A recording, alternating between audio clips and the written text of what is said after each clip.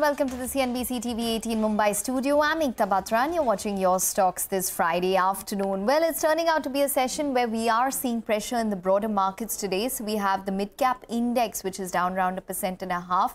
As you can see on your screen, we do have a lot of broader market numbers which are coming out today. So we have Indigo Paints, which has released its numbers. The net profit has risen around 42% on a year-on-year basis.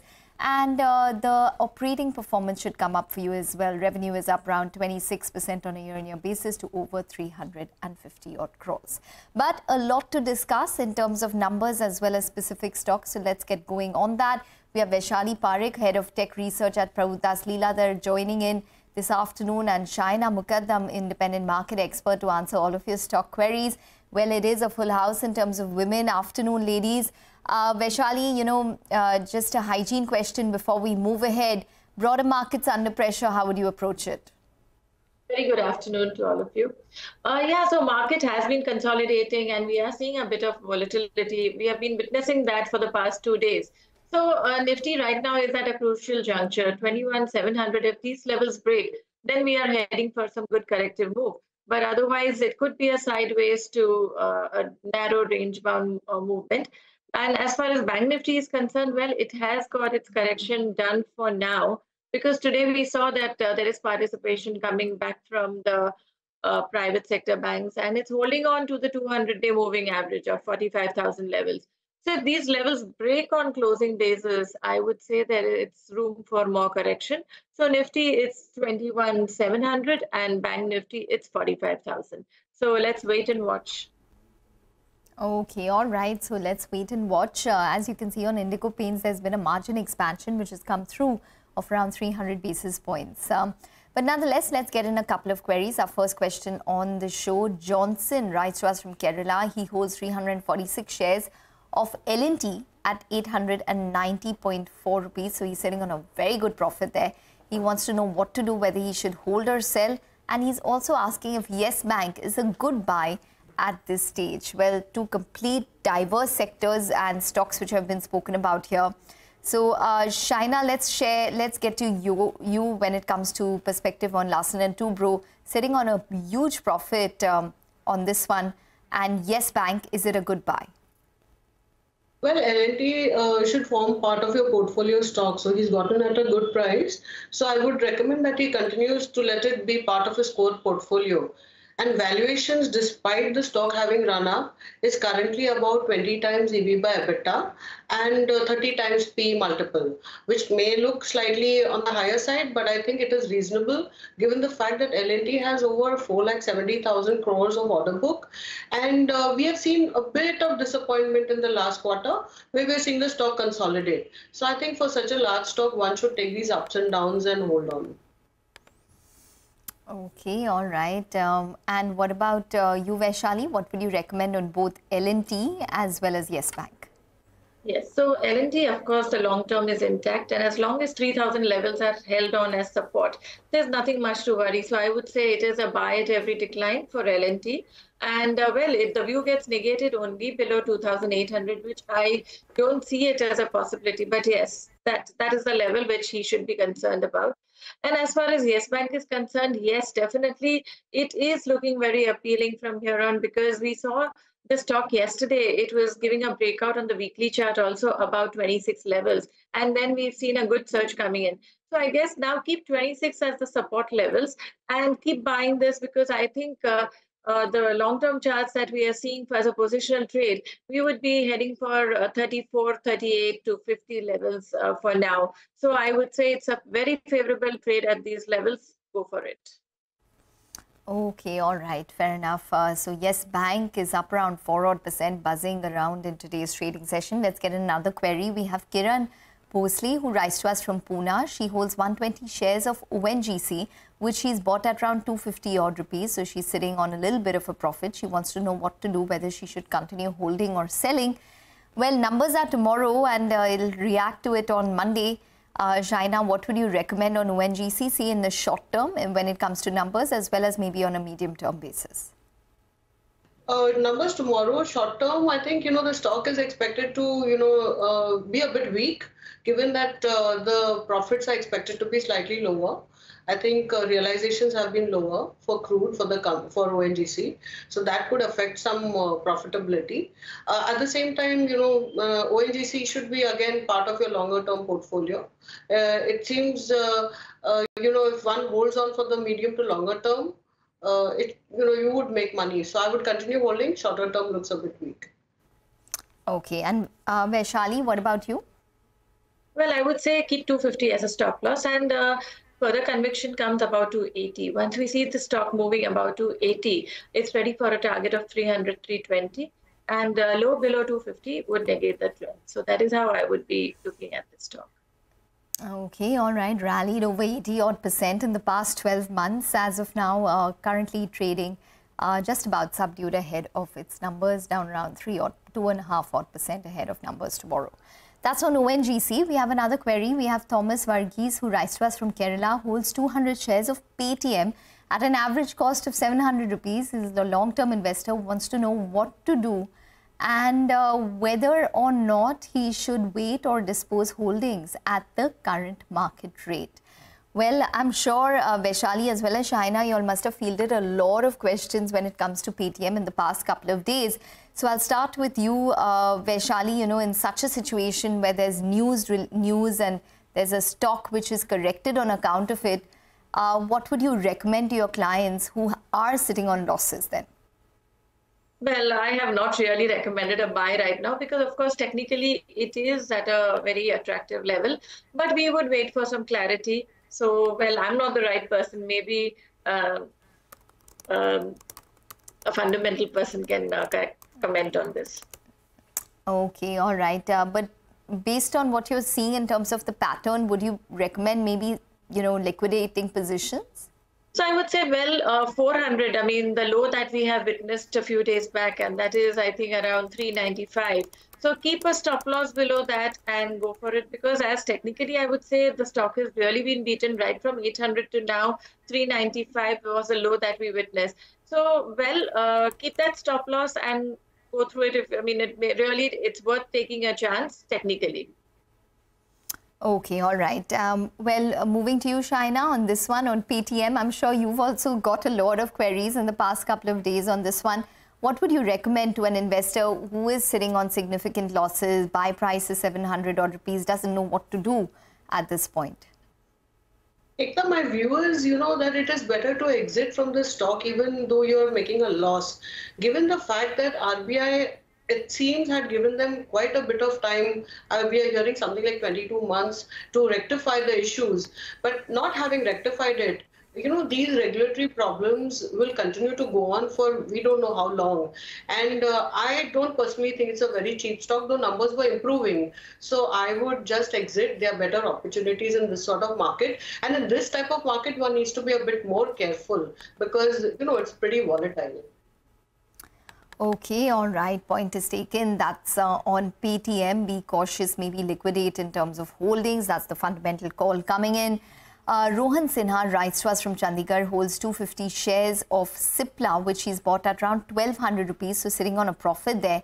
He wants to know what to do, whether to sell or to remain invested. Well, on Cipla, it has a lot of triggers lined up in terms of at least the US business. It is expecting around $225 million in terms of sales going forward and probably steady margins as well. In that context, Shahina, what would you recommend on Cipla? Cipla numbers also were pretty healthy and, valuations are still decent for Cipla considering the size. And as you mentioned, new products that they have in the pipeline also pretty healthy. And, while immediately or maybe in the short term, medium term, maybe the M&A is put on the shelf.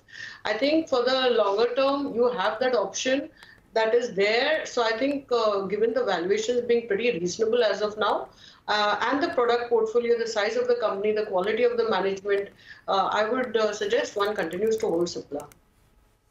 Okay, all right. Continue to hold Cipla, which is given decent returns. Well, let's get in another query now. We have Vinod who writes to us from Hyderabad. He holds 20,000 units of SJVN, which he's bought at 100 odd rupees, wants to know what to do, whether to hold or to sell this particular stock, sitting on a good profit there. What would you recommend on this one, Vaishali, technically? Well, I would say it's just getting into a consolidation phase, and I think this trend is still pretty much intact. So as long as 130 levels are held on as support, the stock is ready for a target of 170 to 200. So I would say hold with a calculated risk and that the stop loss below 130. Okay, all right. Rallied all the way from a 52-week low of around 30 odd rupees for SJV. And Shahina, would you have a call on this one? I think it's better to hold with a stop loss, keep a strict stop loss, maybe 125 or so. The government, if you saw the last budget, has actually increased their allocation to 12,000 crores versus 10,000 crores for the projects. And they have actually, they have almost, I think, 7,000 megawatt that is likely to come on stream in the next maybe 1.5 to 2 years, which is likely to give them a big spurt in their revenues and profitability, as we've also seen in the last quarter. At the same time, valuations are starting to get a bit expensive, but one can continue holding with a stop loss. Okay, all right. That's SJVN. Stock has rallied, as you can see, in the past 1 year odd at over 300 odd % in terms of returns. Well, for the markets, we are seeing frontline stocks seeing quite a lot of buying. So Grasim would be case in point. That stock is up around 4.7%. Apollo Hospitals has picked up pace post the conference call. So that stock is at the high point, up around 2.5 odd %. State Bank of India has had a great week. So it's up around 10 odd %.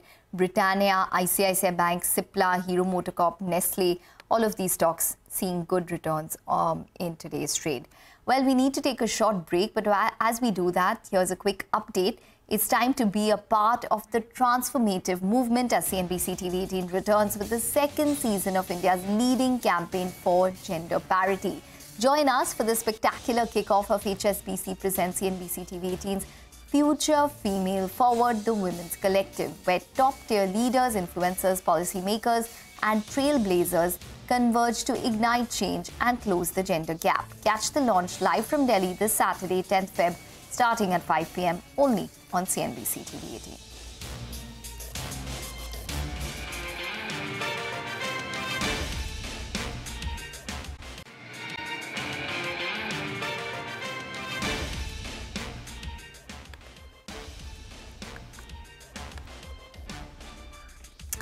Welcome back. Well, you're still tuned into Your Stocks on CNBC-TV18. We've been pointing out that there are a lot of stocks within the broader markets which are buzzing around on account of numbers. So just want to point out that Zomato is doing well today. So that stock is up around 4% at this point in time. It's rallied around 20 odd % on a year-to-date basis. So doing well for that particular stock. And also Orchid Pharma. Don't get your eye off on that one, from that one, because now it's rallied to an 18% gain. And just in the span of a month and a week odd, that stock has gained around 45%. So year to date, the stock has rallied 45% and it's up 18% today itself, reacting to its numbers. So strong performance coming in for Orchid Pharma, and a couple of others giving it company is something like a Newland Labs, which is up around 4 odd %. From the Nifty space, just want to point out two stocks which have not done well on a week-to-date basis and are in fact going home with losses. So that's UPL. That stock has lost around 14.5 odd % this week post its numbers. We have ITC, which has lost around 5.5 odd % this week. But there's a huge difference in terms of the amount of losses that we've seen for UPL, which is the only Nifty stock which has lost double digits at current reckoning this week. Well, we still have with us Shahina, Mukadam and Vaishali Parekh to answer all of your stock queries. Let's get to another question then. Ravi Kiran writes to us from New Delhi. He says he's got allotted shares of Inox India in the IPO and asking if he can hold his shares for the longer term or not. Well, on this one, Shahina, what would you recommend? Well, he's making good amount of money in the very short term. And, despite the stock having moved up, I think almost 40% and odds from the issue price, 30 to 40%. The investors lucky to have got that allotment given that it was so oversubscribed. Having said that, I think valuations even at current levels, it's about 3 times to sales. They've got niche products in the industrial gas business, LNG also, they're there. At the same time, I think, if the investor is just looking to get the gains from listing, then it's a different issue. He can sort of book out, because you remember there's a 90-day period where the lock-in for the anchor book will open up, I believe, in the middle of March. So you could see that dip again, which we saw in January, the first 50% lock-in that opened. So you have to be ready for this little bit of volatility if you're holding for the longer term, or you can book your profits and then look to re-enter at some point. Okay, all right. Well, let's get in another query now. Yoga Rani writes to us from Coimbatore. She holds 500 shares of IDFC First Bank, which she's bought at around 88 rupees. She wants to know what to do. What is the target for holding this stock for 3 months as well as 6 months? Well, Vaishali, absolutely down your alley on this one. 3-month and a 6-month target. So, well, for now, let's keep 78 as support. And I think if this support is held on, you could see for a 3-month period, I think if this support is held on, I think this stock can rally up to 92 to 95 to start with. And for a longer period, look for a target of 100.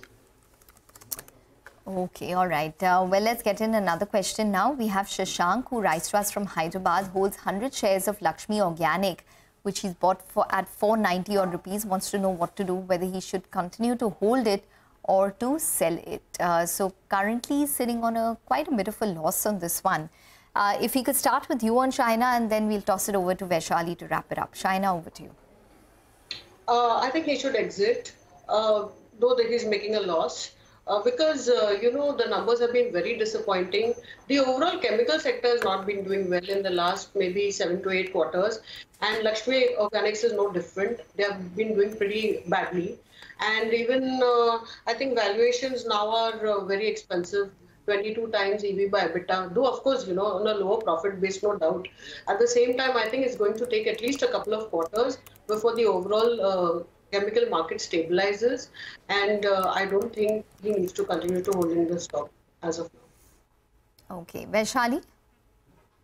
So, well, I would say since he's held on for so long, continue holding, keep 245 as stop loss, because rightly said, as Shahina said, that chemical stocks are not doing, but normally market preempts that. So maybe the coming quarter we can have a relook, but technically I would say 245 should be kept as a stop loss. And if the stock moves past to 80, I think it's ready for a target of 300, 320. So may as well wait for some more time and wait to exit in a month. Okay, all right. And before we wrap it up, there is one more question. We have Pallavi Gupta, who writes to us from Bhopal with an investment query. She wants to invest in IT stocks and is asking which are the best stocks to buy right now. Well, Shahina, any opinion on this one? Well, there is some pain in the revenue growth that we have seen for IT stocks, likely to continue on for some more time. At the same time, things are stabilizing.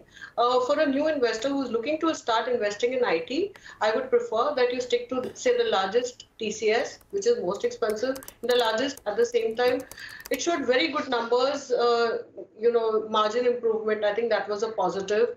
And if you're looking for a mid-cap stock or a smaller stock, I think Birlasoft came out with excellent set of numbers. There was just about a 9% revenue growth YoY, but the profits were, substantially better.